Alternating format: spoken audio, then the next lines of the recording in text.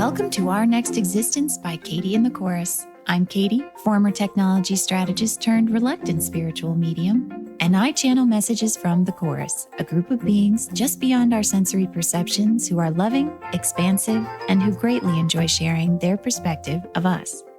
Join us each week as we share and discuss their ideas about humanity's existence, purpose, and future. Concepts you can draw from to accelerate your path, expand your perceptions, and ultimately step into the flow of the universe and your life. I'd like to kick off this episode with an example, and I'm going to exaggerate the case to make a point. Over the last 2 or 3 episodes, and really the whole season, we've been talking about time and the way it affects or integrates itself into all aspects of our beliefs, particularly the idea of linear time, or said another way, the idea of limited or scarce time.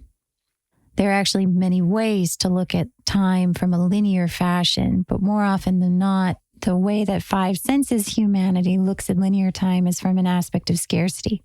You could say 5 senses humanity. You could also just as easily say earth-based of this point in time humanity, however you like to define it. Over the last 3 episodes in particular, we've been making a more specific point about the way in which we as humans can identify this difference in a felt, energetically perceivable way when we come across other beings. So to draw out this example even more, I'd like to pretend that you and I are standing on the field as usual or out in a park, somewhere open, and some spaceships, aliens, however you define it, beings from not here, start to come down out of the sky. And this time they're coming down quickly, in a hurry. Maybe there's all sorts of other chaos happening. And so, in some of our other examples, it's been like a nice floating down, a little bit expected, a little bit friendly. And let's throw a little more chaos into this example. A little bit more of what we might say is unpredictable, or equally perceivable as a threat. We have often talked in this day and age as a society about what we call the fight or flight impulse. And there are now, you could say, a few variations of this, fight, flight, or freeze, sometimes people talk about. This bucket of terms and of concepts relates to something that we call the reptilian brain, or a part of us that is or seems to be purely instinctual and responds very quickly to a situation, perhaps even faster than we can cognitively process in a way that holds meaning. In a situation like I'm describing, in an example like this, what do you think might happen? Let's say we're standing among a crowd of people, and all of a sudden these things start coming down out of the sky in a hurry. Do you think the crowd of people would stand there and contemplate what it is that they're looking at, or would something else happen? Now, if you're a 5 senses human, this is practically a ridiculous question because most of us can already imagine in our minds that crowd of people turning around and running away. The fight or flight instinct would come into play quite quickly. And when something that unknown, that chaotic, that fast moving is coming at you, there is, as we would say, no time to contemplate what is happening. You have to move. You have to get out of the way. You have to essentially protect yourselves.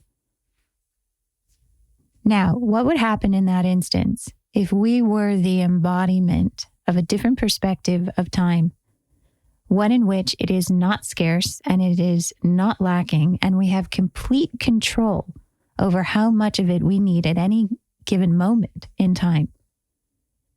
Would that crowd of humans feel like they need to run? Or might they pull on the lever and slow everything down, giving our 5 senses perspective more time to integrate, to perceive, to intake the new energy of what it is that we are collectively perceiving? Taken from this perspective, the reptilian brain, or the fight or flight response, as we like to call it, may have more to do with our embodiment, our aspects of linear time, than we might have previously supposed. Yes, these things are all woven very tightly together and integrated. So there are, of course, at play beliefs about prevention and protection and risk and out of control, many of the beliefs and emotions that we talked about in season 1 of this podcast. However, all those things might play out very differently if the humans in this scenario felt like they had an infinite amount of time. I don't know that I'm the best at following or embodying this advice yet.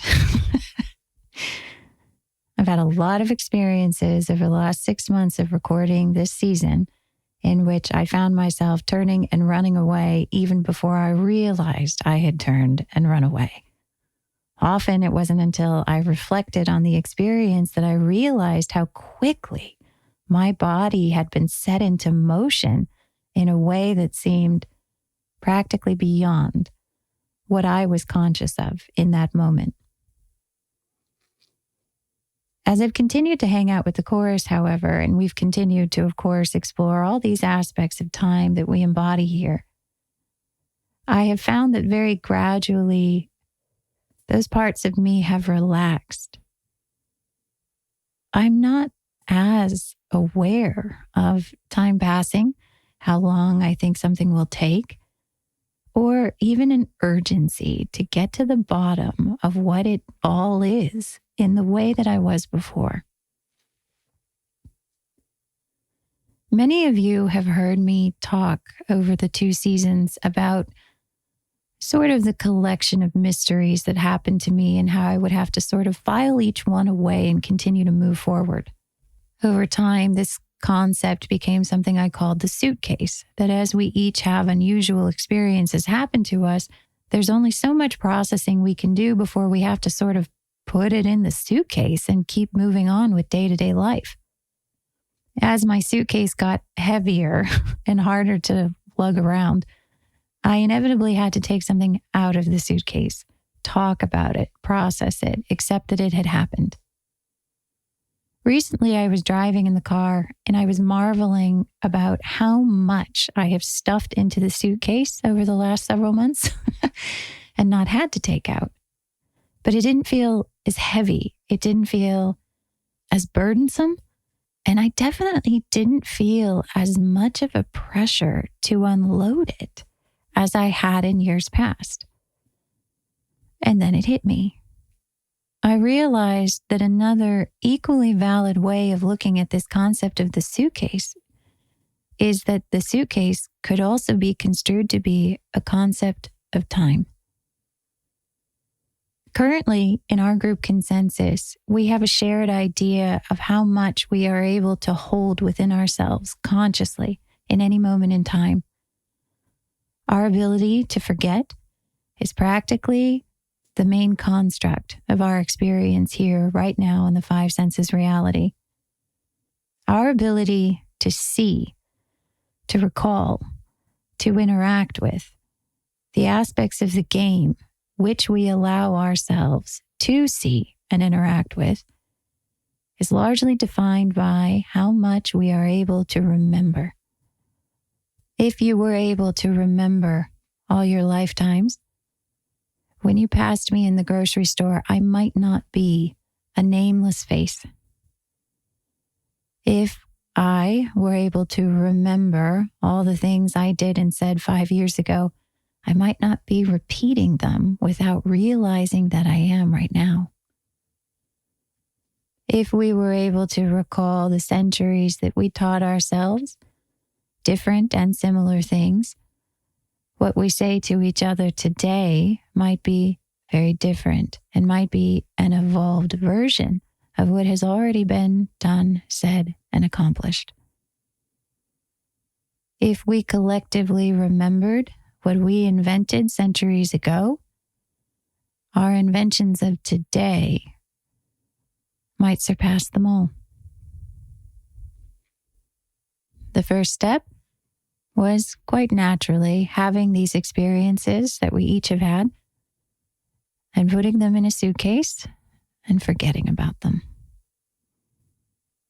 The second step is remembering that they're in there. So much so that they make us uncomfortable that we just gotta take them out and talk about them. And the third step is to live wholly connected to everything that is in that suitcase, to everything that is connected to you across all points in time in which you have resonated. Our ability, and yes, it is an ability to forget, has been part of every aspect of this game. And our ability to remember will unlock it all.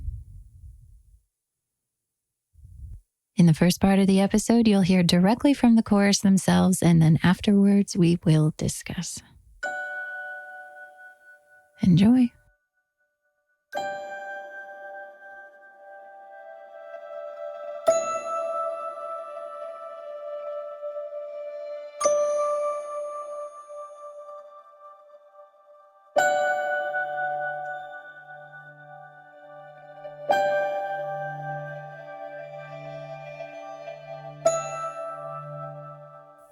Beloved ones, there is not much left that we need say about our perspective, of your perspective, of linear time.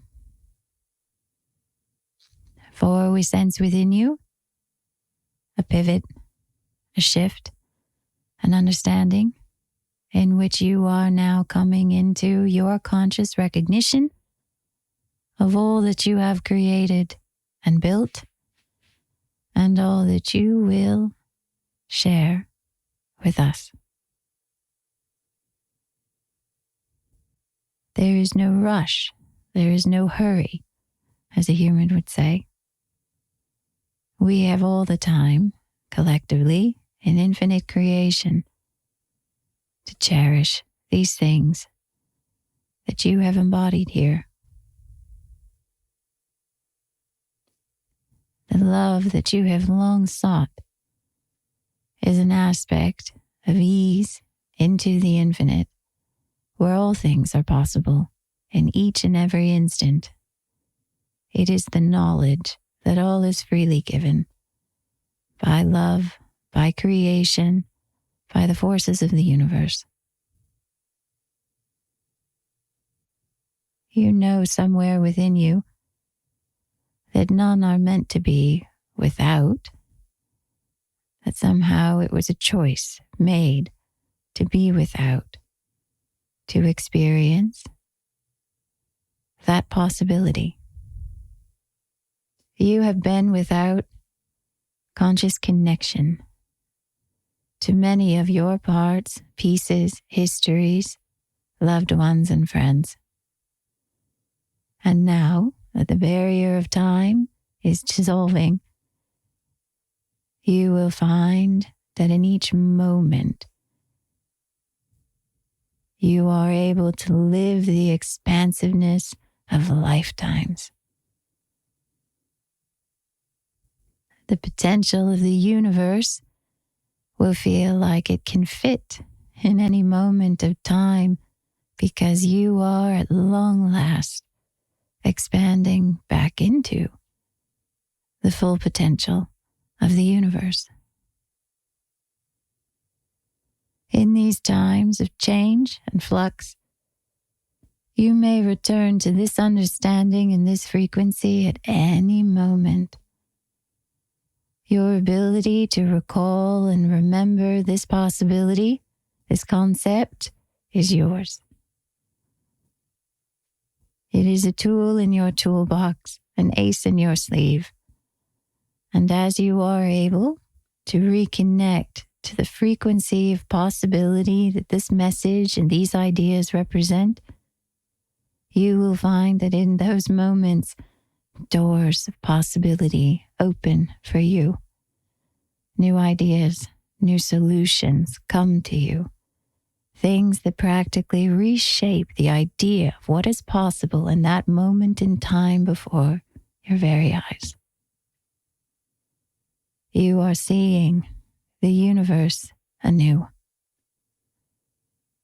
And we are so looking forward to being seen by you.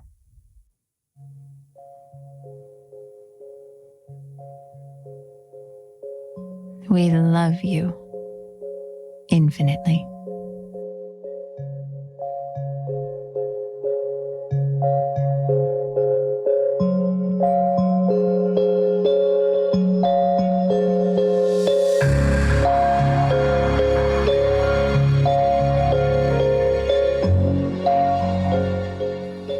This is the season finale. I said it up front in the finale last year because, as you all know, I really hate being surprised by a final episode. It just feels a little unjust. But the import of saying season finale feels less this year. It just feels like I know the conversation's going to continue. I know we'll be back. I know there's a lot more to say. In some ways, book 3 is already being written in my life. It's going to continue for all of us. It'll keep expanding. Those fears that I used to have, no matter how subtle, about things ending, things being over, they're all quieter now. It all seems a little funny at times that I was so certain about things coming to an end. The idea of a goodbye. As you all know, several months ago, we moved across the country from Colorado to Florida. And it was very difficult to say goodbye to a group of friends that I have there. And so it was wonderful a few months later when they all came out to visit. And then it was pretty funny a few months later when I went back out to visit. And now, in a couple weeks, just by a series of chance events, we're going back again. And it's almost feeling a little funny. I'm almost a little insecure about it. It's like, we're back again. Remember that teary, heartfelt goodbye I gave everyone? Well, we're still here. It's just not ending in the ways it used to. I know that some people are feeling this, particularly about loved ones that have passed on, are feeling their presence in more ways, ongoing ways, are understanding the permeability of that veil. I attended a funeral service this morning, actually, and it just felt different. I grieved for the people in the room, for their sadness. I shared in that resonance. But the idea of death felt completely different to me. In fact, it didn't really feel like a goodbye at all. Sometimes I think about times in my life where I got really angry with a friend or a friendship, and then that friendship ended. And now it feels kind of funny because I'm practically convinced that I can run into anyone at any point in time, at any spot on the planet. And so I think back on those more dramatic times of my younger life in which something was over and I never wanted to see them again. And I think to myself, where did I think I was going? Like, not only do we all live in the same galaxy and on the same planet, but I mean, we lived in the same county. We're all still here with each other. These barriers will continue to crumble and fall all over the human experience. The transparency that has begun, that many of us have started to recognize, will be continuing. For some, it will feel unnerving and very out of their control, that the perspectives that they tried so carefully to control and to manipulate are now breaking free and are forming their own opinions of everything that happened. The carefully curated stories and imagery will feel harder and harder to sustain. For others, this will feel deeply refreshing. This kind of authenticity will feel welcomed, life-giving, opening, and promising. To be able to be ourselves in any situation will feel like a relief. And then to have the divine begin to pour through that openness, those open doors in our hearts, will become revolutionary. I don't know if you felt it in today's message, but the chorus made a handoff. They said, well, we have shared a lot over these podcast episodes this season about our concept of time and our concept of your concept of time. And we've also written an entire second book about our concept of time, which Katie is completely dragging her feet on. More on that in a minute. And they said, now it's your turn. Now we want to hear what you think about all this. This coincides with a lot of experiences I've been having over the past few days where I am just no longer as interested, as desirous of outside perspectives and the way that I have been practically insatiable about over these past few years. When I started channeling the chorus, it just felt like I had so much to learn. There was so much about the universe that I just frankly knew I didn't know. And now, nearly 9 years later, I'm coming back around to the idea that maybe I did have things to say at each of those steps.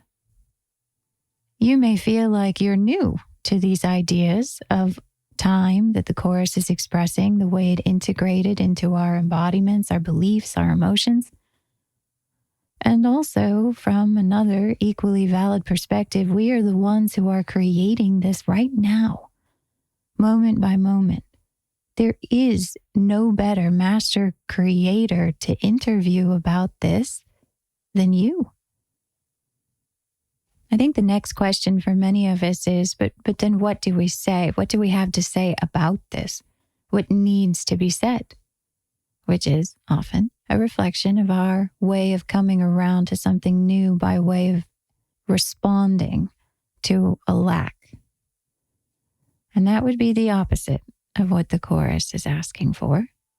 There's nothing missing here. There's no deficiency that needs to be made up for.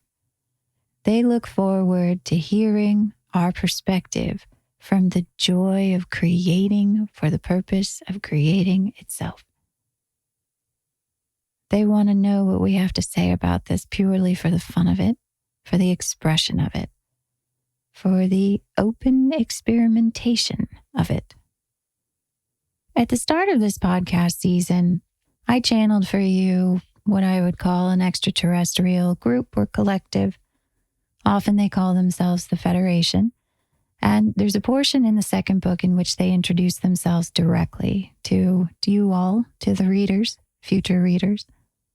I continued to communicate with them right up until we were ready to leave Colorado. At times, it was very difficult. I felt like I was stretching all my abilities to keep a handle on reality each time I connected to them. It felt so close to my own frequencies as to be potentially very impactful on my frequencies. And there were times that I felt like I was really losing a grip on my reality. I have to say that when it came around time to leave Colorado, I was ready to take a break. I understood that in some way they appreciated the opportunity to connect with a conscious human in our collective and understand our perspectives. And I wanted to be helpful. Feels good to a human to be of assistance. But also, it was starting to feel like a little too much to handle, especially with everything else going on in my life at the time. So it was with great relief that at one point, as I'm channeling them, right before we're about to move to Florida, they give sort of a farewell. And I thought, oh, good. I'm feeling that too. We're all on the same page here. Bye. And then they said, we'll see you soon. As you can imagine, this threw me into quite a state of sudden fear.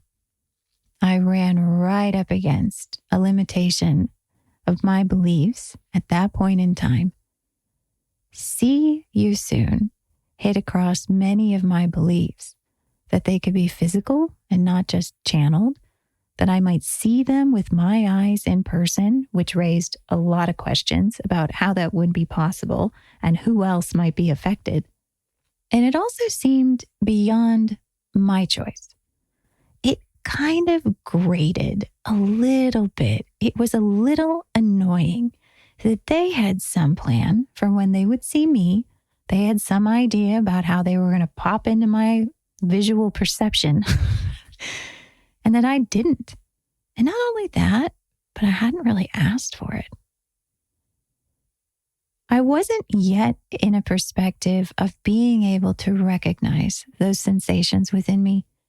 In fact, the fear over what that was going to mean for my life really took center stage.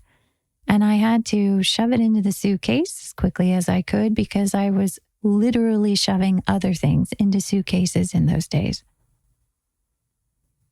It wasn't until we had been in Florida for a couple weeks that the evening sensations of anxiety returned full force, which by that point I had come to recognize was my, in that moment, perception of an energy that I hadn't quite figured out how to integrate yet. It is often an uncomfortable feeling where I have felt like I want to run from something, but I don't know what, and I want to just face something and deal with it, but I equally don't know what. And so I usually find myself at the bottom of some television episode or potato chip bag. But this time I recognized it more clearly than ever. And I asked the chorus who I was perceiving. And they indicated in a sort of loving way that some of these beings, these closer to my frequency of my game board beings that I had been communicating with, were in close proximity and were eager to meet me. In some ways, I was like, well, okay, let's get it over with. In other ways, I was sort of like, now? Really? I mean, I was sort of just settling into Florida. We were just beginning the search for where we would live. It just, if I had had a choice, didn't seem like the best timing for me. This continued for several nights, and the feelings of anxiety were intense. Sometimes I would turn that into channeled sessions with the chorus. Sometimes I would just breathe deeply. Sometimes I would avoid it entirely. But it was a little harder to avoid in the same way as it was before because I recognized what it was consciously. One night, I go to bed and fall into a very deep sleep. And the next thing I know, I'm awakened in the middle of the night by a voice, is the best I would say, a real physical sounding voice, not a loving wave of concepts and understanding like the chorus communicates. This felt far more physical. It wasn't necessarily something you would hear in the room, but it was something that reverberated in a physical way, if you know what I mean. This voice, as I awaken, or as it awakens me, says, get out of bed and go outside. Before I could even consciously recognize that there was a voice waking me up in the middle of the night, I responded with, that's a terrible idea. It was practically unconscious, came out of me full embodiment. And I said, there could be mosquitoes out there. I might wake up my son. That's an awful idea. And I rolled over and went right back to sleep. The next morning, I woke up and was sort of coming back into the room, looking at the sunlight and other things, when all of a sudden I remembered what had happened the night before. And I immediately turned to the chorus and said, holy shit. Who told me to go outside? What the hell was that? What happened? And then most importantly of all, seemed to me to be the question of, did I miss an opportunity? It seemed like the most critical question, as odd as that sounds. It was sort of like, it happened, it's over, it's done. I don't know anything about it. I have so many questions. But crucially, is that an opportunity that I have now lost forever? It was an aspect of time. It was an aspect of scarcity. It was an aspect of lack of control over being able to revisit opportunities. It was a completely human expression. And the chorus replied, nope, nothing has been lost at all. And then they added, with sort of a chuckle in the loving, loving, loving way that the chorus does, where they think something about our game has become particularly amusing. They said, you're learning about choice, and so are they. Now, I don't know why this also struck me as funny, but it kind of did. Because I realized that from the chorus's perspective, whoever I had said no to, I, as a human, had said no to. And not only that, I got the distinct sense from the chorus that they were not accustomed to being told no. Somehow this comforted me. And over the weeks that followed, if there were nighttime visitations, I don't remember them. The feelings of anxiety came and went, particularly as I came down with COVID a couple weeks later, and I could tell that there was still something unresolved. There was still a visit, an encounter, something that had been assumed, perhaps, by others that was still not taking place. Even as I recognized it, I didn't know what it was, and I didn't know how to take action on it. And most days, I felt completely comfortable in my choice. I had enough going on. I was dealing with very physical things, and honestly, I just didn't feel interested in taking on any more spiritual or unknown or wackadoo stuff. Weeks passed, and as you know, we moved between several different rentals while we were trying to find a place to live. At one point, my husband and I were very sick of cramming all of our things and toys into little apartments, and so we decided to splurge and rent a house.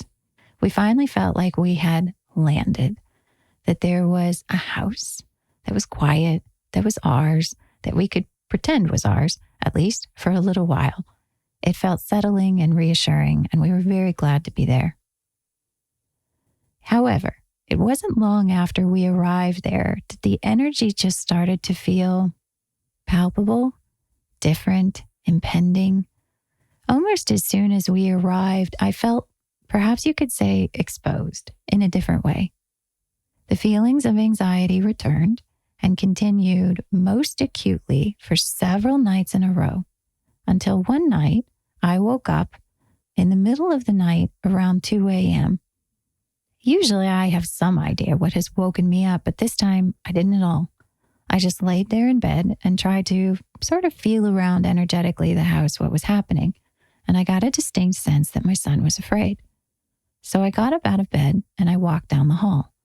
And as I did, I saw that there were lights, very, very bright lights, shining in through his window from the top of his window and moving around.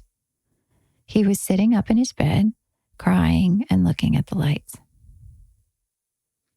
As instantly as I saw the lights, a knowing sensation reverberated through me. And I said, oh shit, they're here.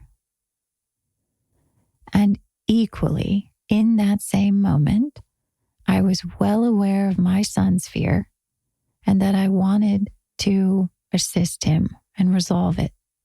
It was right at this crossroads that I recognized the ability that I had developed through the years of meeting all sorts of different beings with the chorus, having to deal with all sorts of mysteries that I couldn't explain, that I had a musculature, I had an ability to take something that was deeply unknown and a rising terror that was starting to come through me and just let it be. I acknowledged it, deeply understood it, appreciated it, and moved on. It was an expansive moment, almost. It was an expanse of allowing parts of myself. I didn't try and fight the terror, but I also didn't pay much attention to it. I had a higher priority in the room, huddled in bed in front of me. The next few minutes, I'll be honest, are a little bit of a blur. I know that I started to say soothing things to my son. I told him that maybe it was the neighbors having a party. I knew that he knew that I didn't necessarily believe that, but I also wasn't going to not investigate. I walked closer to the window where the lights were shining in, and at this point, the lights had expanded or brightened or come closer, or I don't know how to explain it, and they were now shining in through the window across the stair landing in front of his room.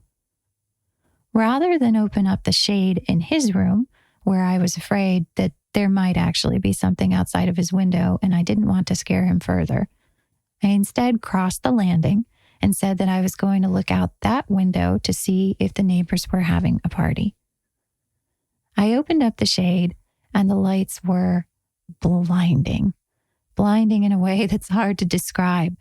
They were below, they were above, they were beside. It felt like they were engulfing the house. I remember a slightly humorous moment where I held up my hand to shield my eyes from the direction that I thought the light was coming from, and it did nothing. I was as blinded as before I had put my hand up in front of my face. I sort of found it funny that that didn't work, and an interesting reflection of what it was that I was looking at. But I was also still very much focused on the priority of soothing my son. Having confirmed that it was absolutely in no way landscaping lights from next door or anyone's party, I pulled the shade back down again and went back to sit next to him on the bed and put my arm around him. It was also around this time that I had sort of had enough with this experience. And I remember sending up the channel to I don't know who, but it was the same channel I had always used with the chorus, I guess, that I was done with this, that this had been enough and I needed whoever it was to leave. As I put my arm around my son, the lights went up above our house and disappeared. We didn't sleep well the next few nights. I found this interesting. I've had so many encounters on so many other wavelengths besides the visible ones. And yet when I had the encounter I did on visible wavelengths of light, I was affected in a new way.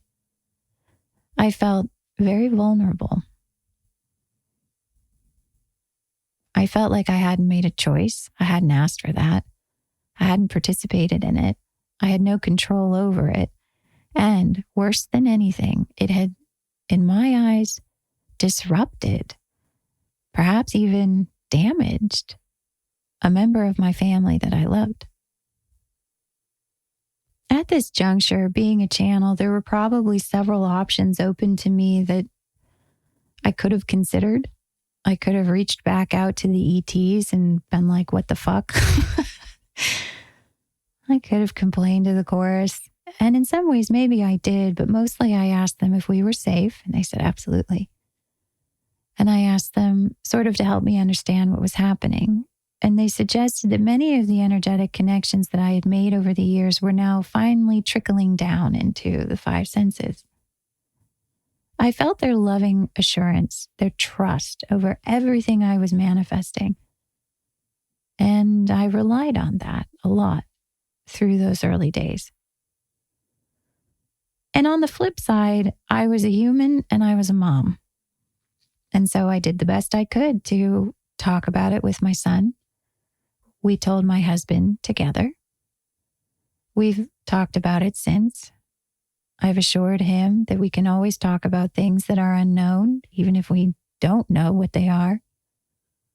We've made jokes about the panels of floodlights that we're going to install on the roof of our house. So the next time the lights show up, we can shine our lights right back and blind them too. It's kind of like an unfortunate version of an eye for an eye, but it felt funny to us at the time. And then we did what humans do. We moved on. But we didn't forget. Not a few weeks later was the hurricane.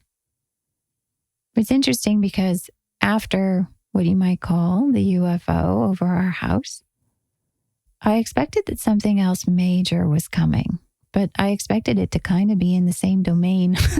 I don't know. Another spaceship, more spaceships, I don't know. More lights, I guess I should say, to be more specific. It got to the point where every morning I was waking up, rolling over and grabbing my phone to see if it, quote unquote, had happened yet, even though I didn't know what it was. When the hurricane happened and afterwards, that sense of anticipation greatly subsided. I felt like I didn't understand this sequence of events, nor several other things that happened in the interim, but that it was done. It had happened, that there was more to come, but there was a closure of sorts. A time period had passed that, I don't know, maybe was important to somebody, but was sort of unrecognized by me. I felt like I had made choices that surprised some of the beings that I had been with, and not in a way where they were necessarily surprised by my behavior, though they were. It surprised them in a way that it reflected to them beliefs that they held about humanity. Sometimes when I connected with the ETs, there was this certainty about how things would go down, about how this was all going to take shape. There was definitely at times a sense of hierarchy, that they knew better, could see further than humanity could.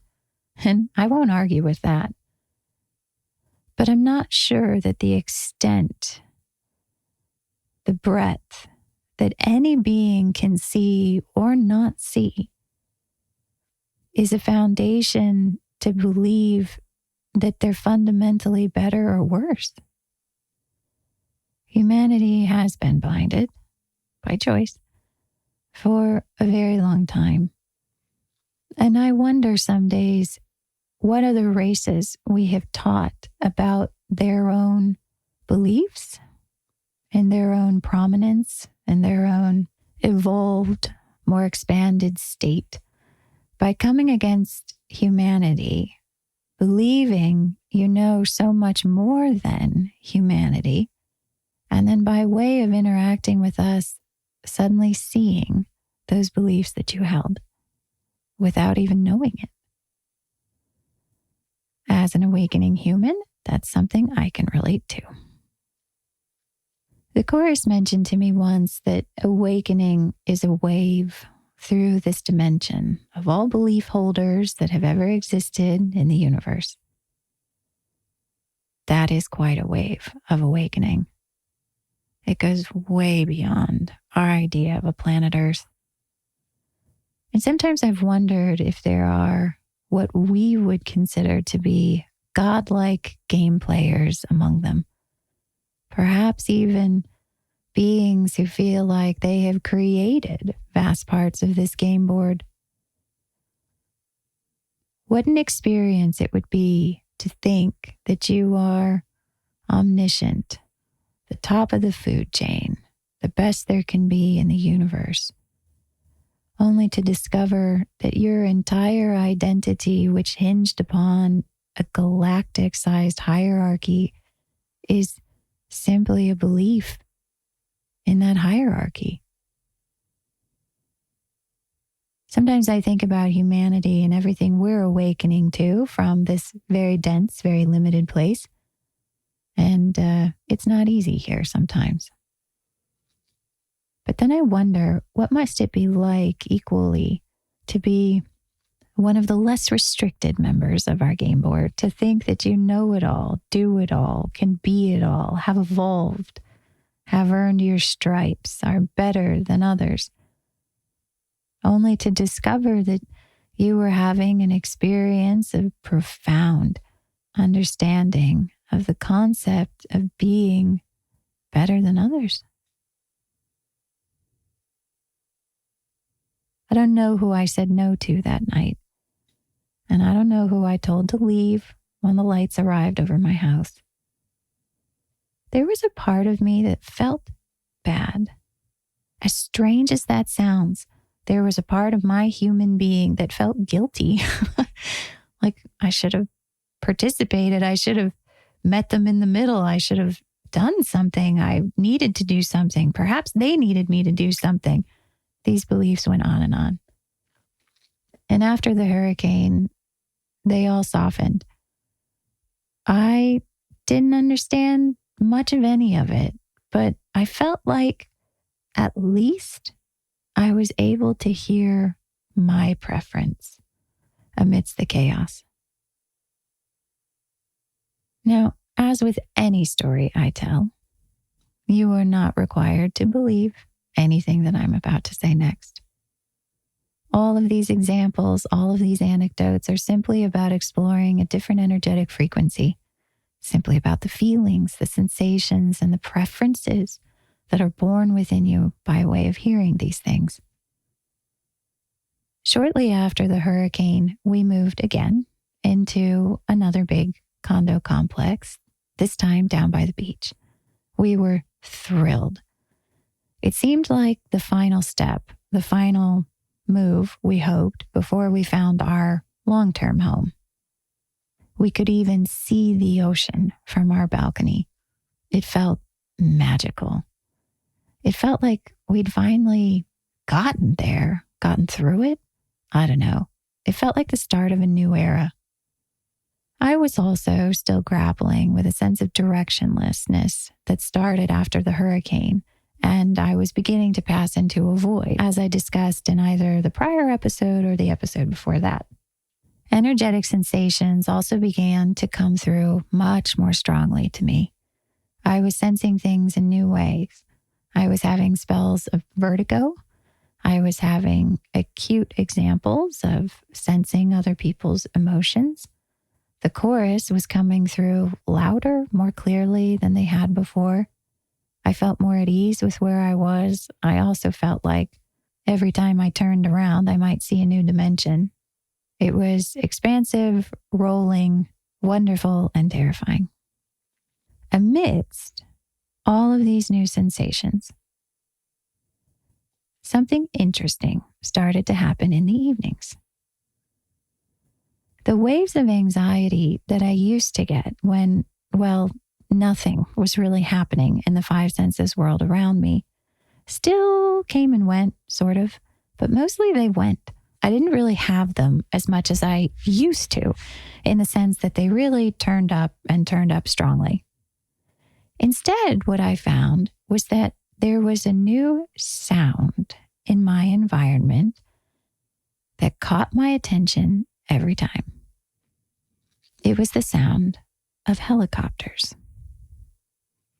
Shortly after we moved into this large condo complex by the ocean, I recognized that every few nights, helicopters, or one in particular, I should say, would go up and down the coast and around our condo complex. Now, this would be extremely easy to dismiss because now we were down by the ocean and people pay to have sunset helicopter tours and just helicopter tours. There's also police in our area that fly helicopters. There's all sorts of reasons why helicopters might fly near our condo complex on a regular basis. What was different, however, was the sensation that the sound of the helicopters caused within me, and not every helicopter. Certain helicopters on certain nights got me very agitated. So much so that I felt like someone was clanging a bell inside of me. I would stand up, go to the window, see if I could see them, but mostly I was afraid, and mostly I was not interested in whatever this whole thing was. I remember one night in particular, the helicopter circled over our condo complex in particular multiple times. And it was that night that I realized I really couldn't dismiss this anymore. I was too terrified to ask the chorus what it was about, but I knew that this reaction I was having was meaning something. At first, I thought maybe it was a past life, maybe it was something I was just recalling or was getting triggered by the sound of helicopters overhead. But then I started to realize that I was not the only person that they were starting to bother at this juncture. My son was also becoming affected by the sound of the same particular helicopters on particular nights. Interestingly enough, as much as the helicopters sparked within me an emotional reaction, typically by a day or two later, I would forget about them. It wasn't until the following week or the week after, when the helicopter would return, that I would then remember how agitated I had been by the prior helicopter. I also started to forget how frequently it was happening, until one day after we had moved into our new house. I was flipping back through my calendar looking for a date of a particular appointment and realized that I had marked on my calendar one of the nights that the helicopter had flown overhead. It was far further back than I had realized. At that moment in time, I did not entirely recall the helicopter, nor did I think that it had been going on for that long of a time. Also, sitting in my newly acquired home, I realized that I had already heard a helicopter fly over the house one night, had become anxious about it, and had also forgotten that encounter already. This astounded me because I have had many experiences over the years with the chorus, some that I know I have forgotten, many that I recognize miraculously I have not. But this was a very visceral, five senses experience, and I found it interesting that I could forget it so easily. A few nights later, the feelings of anxiety returned. My husband was tucking in my son for bed, and I went into our bedroom and climbed under my favorite weighted blanket. As the sound of the helicopter approached, it was as though I almost knew it was coming that night. And this time, finally, I was able to open to the chorus. I didn't exactly ask them about the helicopters. I asked them about what was going on. I asked them about the physical sensations I had been struggling with. I asked them about, well, kind of everything else. And finally, by the end of our few minutes chat, the helicopter was directly overhead. And I was able to actually get a little curious about it. And I asked the chorus, what are they looking for? And the chorus replied, well, they're hopeful. And I just couldn't ask. Hopeful about what? It just felt too close to home. So I let it be. A few nights later, the helicopter returned. I was able to get curious and ask the chorus again. What is it that they're looking for? Why are they hopeful? I was both astounded, disbelieving, and understanding when the chorus said, they're looking for you. I didn't think I was that hard to find, particularly for what I assumed were some sort of energetic beings, quasi on my game, quasi not, probably more expanded than most of us humans. And the chorus replied, well, they're looking for an energetic. identity. And I understood in that moment what the chorus was expressing. That for those of us who are very specific humans, we rely on physical expressions to identify others. The way we look, the way we sound, the names we're called, the places we've lived, the addresses we have. But that for other beings, it might feel more accessible and also more dependable to look for an energetic identity of someone. And that if you were trying to find them over large expanses of time and place, that it might even feel like a more rapid way of identifying them. And then I realized something important too, that I had a choice in that energetic signature. That when I was afraid and when I turned away from those helicopters, I was, to some beings, unseeable, unfindable. Maybe there was an idea that I might be in a particular area, this particular time, but where within that area seemed like an energetic question to ask. And I understood in a new way what the chorus has been saying this entire season about opening, about curiosity, about allowance, that it's not just a pie in the sky, enlightenment sort of concept, but that actual connections are more possible when we open in an energetic way to others. As real, as physical, as turning on your beacon. This was a very powerful understanding to me. And in that moment, just to be sure, I asked the chorus how I would let them know. What would I do? And the chorus, in their true to fashion, said, whatever you're inspired to do. I didn't know what I was inspired to do that night. So, more time passed. And a few days later, when the helicopter came back again, I was sitting on the couch by myself. And this time, watched as my anxiety rose even before I could hear the sound of the motor. Watched as my anxiety continued now as I could hear it approach. And instead of turning away this time, I stayed open to the noise. An open curiosity. That's all it was. It wasn't anything more complicated than that. It wasn't a mantra. It was something I did. It wasn't a place I went to. I didn't climb on the roof. I didn't anything. I just sat there and stayed in a very open place. Because I was in that open place, I could hear the chorus the entire time. Sort of just chatted with them as the helicopter came overhead and started to circle our neighborhood the way it had done so many times already.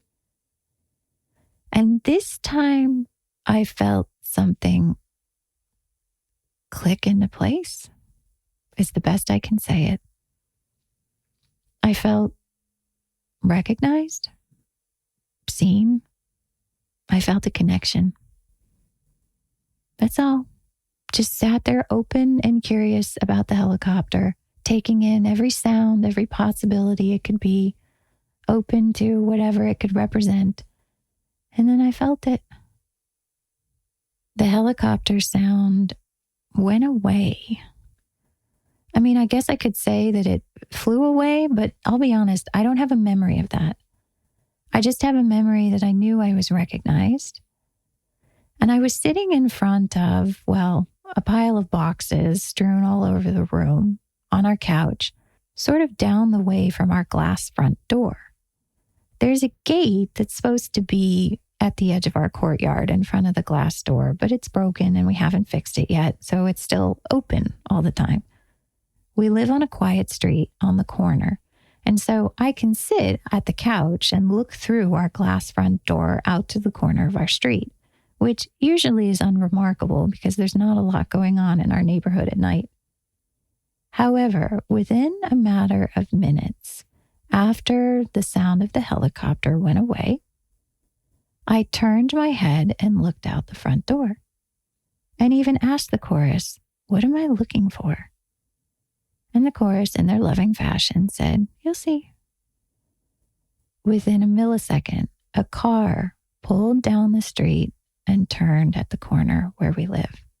That car slowed to a stop and stayed parked right in the direct line of sight of my glass front door. And not for like a second, as in like a neighbor drove by and realized that they could see across your yard and into your front door, but several seconds. 1,000, 2,000, 3,000. And I asked the chorus, I said, how can they get from a helicopter down here so quickly? And the chorus described several interesting things about differing beliefs about time, many of which you've heard here in this podcast and will see in the book, and also some interesting new ideas about many different concepts of distance. And so, somehow, made a little bit of sense that if you believed those things, it might not be a big deal to suddenly be in a helicopter and then down in a car.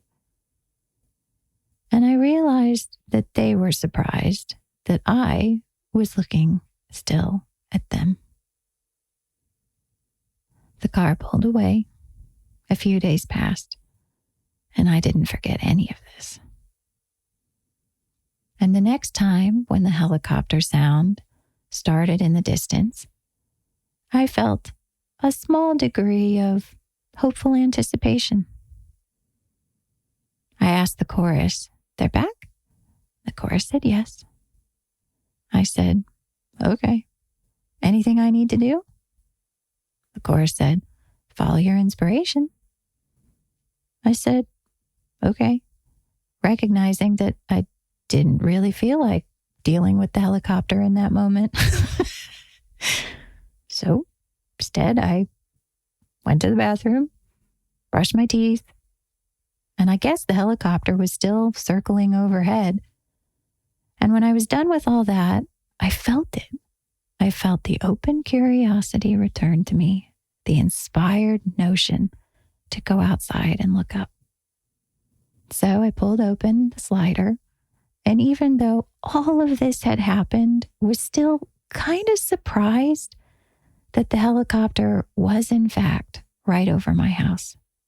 I stood on my back patio, looked up, and simply in that same spot, turned around as I watched the helicopter do a circle right over my house. It went around me once, went around me twice, and then took off back in the same direction from which it always comes.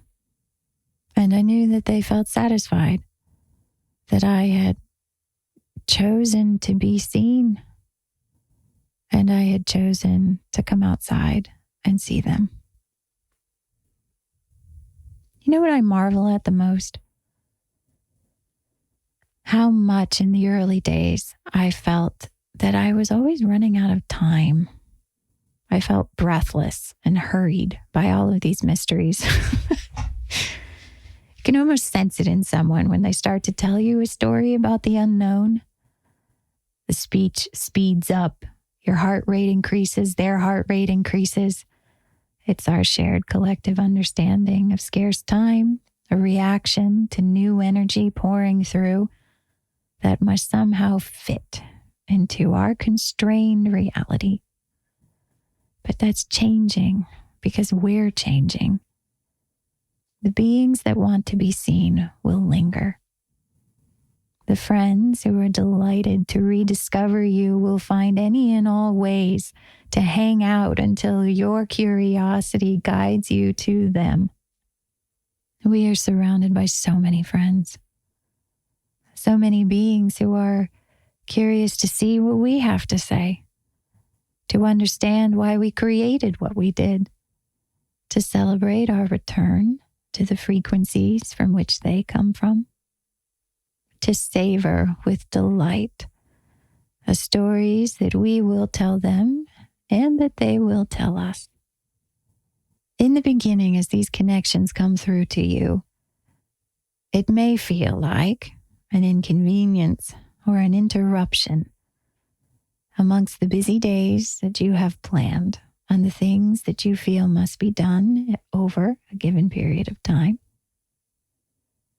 As your understanding evolves, it may feel like the universe is too big and there are too many mysteries to be understood in any amount of time. And beyond that is an understanding that we don't need to fit any of these relationships or understandings or information into our definition of time, but rather not only are we expanding into those perspectives, but the times in which they inhabit too. Under the light of these new acquaintances, the reforging of these relationships, the rekindling of ideas and connections that we gave up and are now finding again, we will expand in our identity of what it means to be human, because it is our sense of belonging that has grown.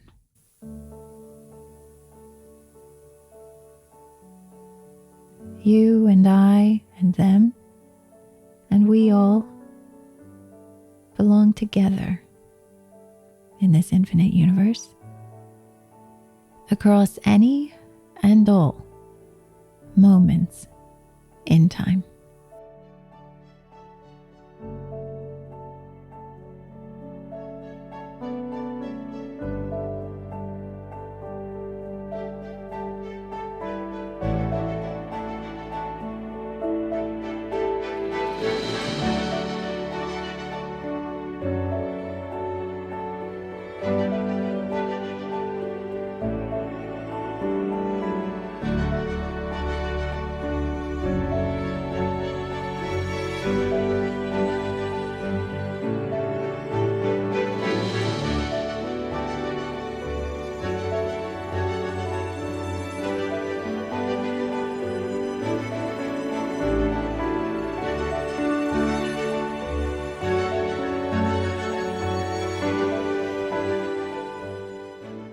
Thanks so much for listening. We hope you found these messages to be helpful. May they accelerate you on your path wherever you'd like it to go. For more information on The Chorus and I, our podcast, book, or how to get in touch with us, visit katieandthechorus.com. Thanks again. See you next time.